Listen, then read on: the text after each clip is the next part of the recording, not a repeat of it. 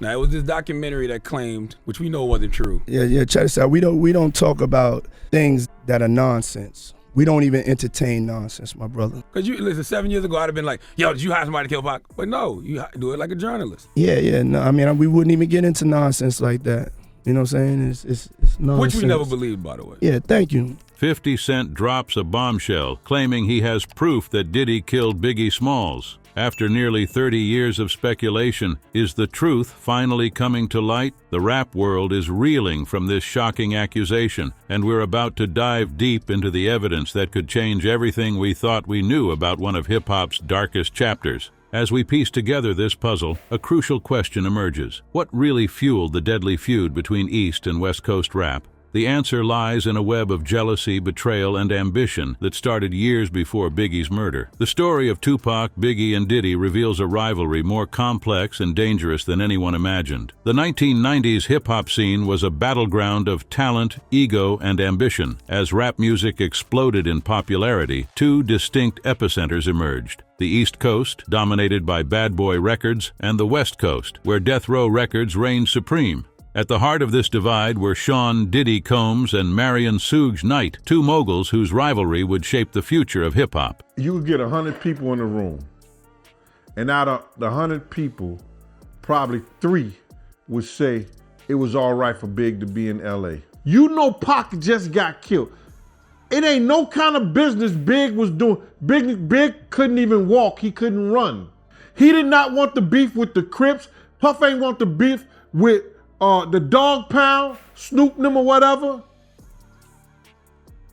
Big started that beef. Why in the hell you would put your man in a situation by sending him to Cali to work on your album? Diddy's Bad Boy Records, home to the notorious B.I.G., represented the slick, polished sound of New York. On the other side of the country, Suge Knight's Death Row Records, with Tupac Shakur as its crown jewel, embodied the gritty, unapologetic style of California. What started as a friendly competition soon spiraled into a dangerous feud that would claim the lives of two of rap's brightest stars. The relationship between Tupac, Biggie, and Diddy was far from simple. Despite being on opposing coasts, Tupac and Biggie initially shared a close friendship. This connection, however, became a source of tension. According to former associates, Diddy grew increasingly jealous of the bond between the two rappers. He reportedly felt that he was being treated unfairly, believing that his role in Biggie's success was being overshadowed by Tupac's influence. The turning point came on November 30th, 1994, when Tupac was shot 5 times at Quad Studios in New York City. This event would forever change the landscape of hip-hop. Tupac, convinced that Diddy and Biggie's crew were involved in the attack, felt betrayed by those he once considered friends. In the aftermath, he famously stated, "It's between me and him, and only he knows," hinting at Diddy's alleged involvement. As tensions escalated, the rivalry between East and West Coast rap took on a life of its own. Tupac, feeling wronged and angry, channeled his emotions into his music. The release of Hit 'Em Up in 1996 was a direct attack on Diddy and Biggie, with Tupac spitting venomous lyrics that left no doubt about the depth of his anger. The track wasn't just a diss, it was a declaration of war. The hip-hop community found itself caught in the crossfire of this intensifying feud. Fans were forced to choose sides, and artists felt pressure to align themselves with either the East or West Coast. This is the Bad Boy story.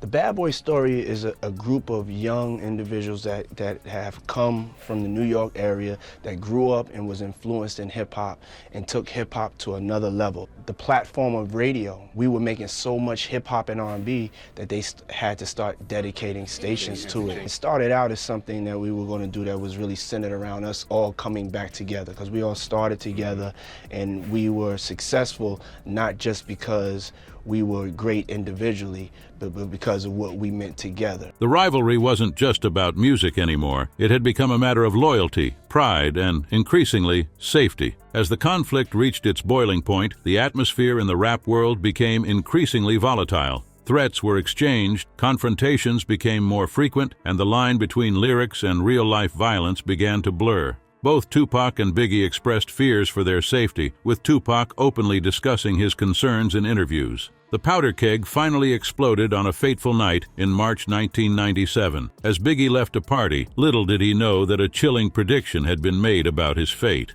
What warning did Diddy's bodyguard receive, and why didn't it save the rap icon's life? March 9, 1997, started like any other night in Los Angeles. The city was buzzing with energy as hip-hop royalty gathered for a Vibe magazine after-party. Among them was Christopher Wallace, better known as the notorious B.I.G. or Biggie Smalls. As the night wore on, no one could have predicted the tragedy that was about to unfold.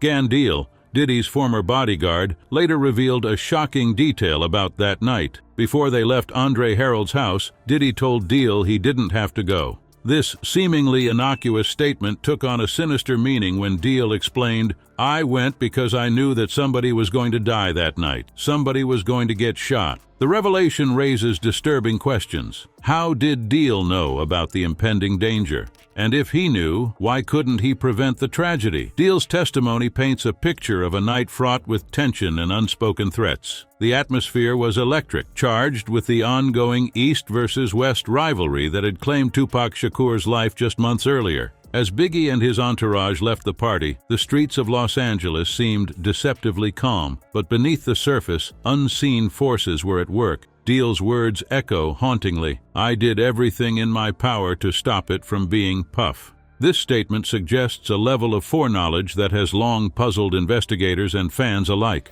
The shooting itself was as swift as it was brutal. A Chevrolet Impala pulled up alongside Biggie's SUV, and the driver opened fire. 4 bullets struck the rap legend, silencing one of hip-hop's most iconic voices forever. In the chaos that followed, crucial details were lost or overlooked, contributing to the enduring mystery surrounding Biggie's death. The immediate aftermath was a scene of confusion and grief. Despite multiple eyewitnesses and the high-profile nature of the victim, the shooter's identity remained elusive.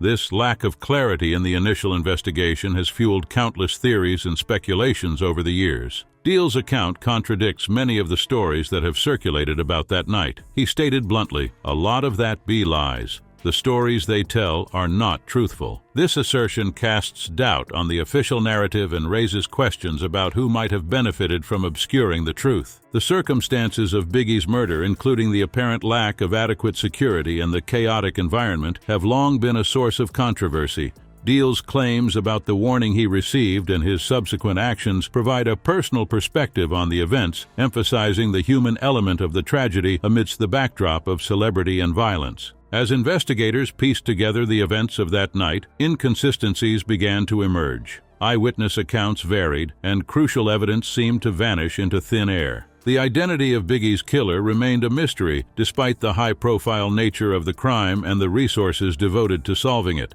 As questions swirled around Biggie's death, a new voice entered the fray. What explosive information did 50 Cent possess that would reignite the investigation decades later? The answer lay in an unexpected source, one that would send shockwaves through the hip-hop community. 50 Cent, known for his sharp tongue and bold statements, recently dropped a bombshell that has reignited interest in Biggie's unsolved murder. In a provocative diss track, he made a startling claim. "Puffy, know who hit that?"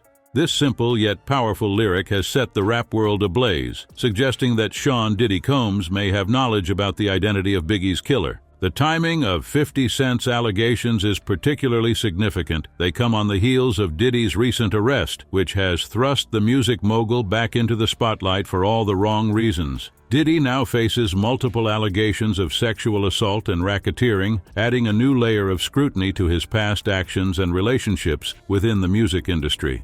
These recent developments have created a perfect storm of controversy surrounding Diddy. The man who once seemed untouchable now finds himself at the center of a web of accusations that span decades. 50 Cent's claims, when viewed in this context, take on added weight and credibility. But 50 Cent isn't content with merely making accusations. He's taking his claims to the next level with an upcoming documentary series that promises to delve deep into Diddy's life and career.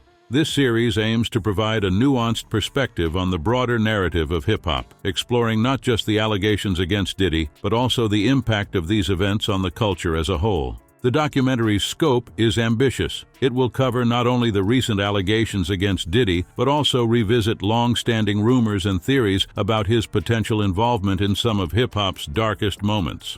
50 Cent has stated that the proceeds from this documentary will be used to support victims of sexual assault, underscoring the serious nature of the allegations and his commitment to addressing these issues. Interestingly, 50 Cent isn't the only rap icon to implicate Diddy in the deaths of Tupac and Biggie. Eminem, known for his sharp lyrical jabs, has also referenced Diddy's potential involvement in his verses. This adds another layer of credibility to the ongoing narrative, suggesting that whispers of Diddy's alleged connections to these murders have long circulated within the industry. The documentary aims to explore the complexities of Diddy's relationships with other artists and the impact of his actions on their lives and careers. This broader examination of his influence on hip-hop promises to shed light on the power dynamics and behind-the-scenes machinations that have shaped the industry for decades. As these allegations continue to unfold, the hip-hop community finds itself grappling with difficult questions. How could such serious crimes go unaddressed for so long? What does this mean for the legacy of artists like Biggie and Tupac? And perhaps most importantly, what will it take to finally bring closure to these long-standing mysteries? 50 Cent's claims and the upcoming documentary series represent a potential turning point in the narrative surrounding Biggie's death. By bringing together various testimonies, allegations, and evidence, they present a compelling case for Diddy's potential involvement. While it remains to be seen whether these claims will lead to any legal action, they have undoubtedly reignited public interest in one of hip-hop's most enduring mysteries. As we piece together the evidence and testimonies, a troubling picture emerges. 50 Cent's claims, coupled with Gan Deal's revelations and the ongoing allegations against Diddy, cast a long shadow over hip-hop's past. The legacies of Biggie and Tupac, once defined by their musical genius, are now intertwined with tragedy and unanswered questions. These revelations, if proven true, could forever change how we view Diddy and the golden era of hip-hop. The music that defined a generation might now be tainted by the specter of violence and betrayal. As the hip-hop community grapples with these allegations, the search for truth continues. The ongoing mystery surrounding Biggie's death remains a painful reminder of the darker side of fame and the high stakes of the music industry. It underscores the need for accountability and justice, even decades after the fact.